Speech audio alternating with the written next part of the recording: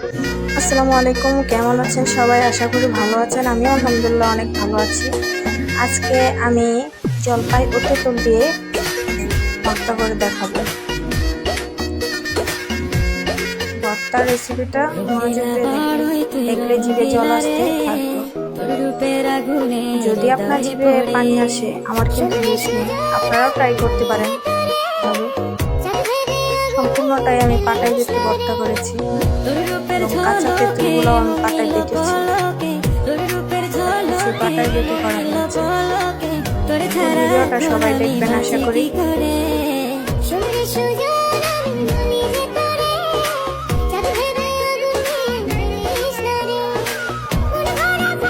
ভিডিওটা দেখার সময় কার কার খেতে ইচ্ছা করছে জানাবেন।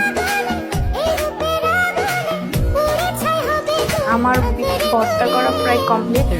আপনারা একটু করে খেয়ে দেখেন কিরকম হয়েছে।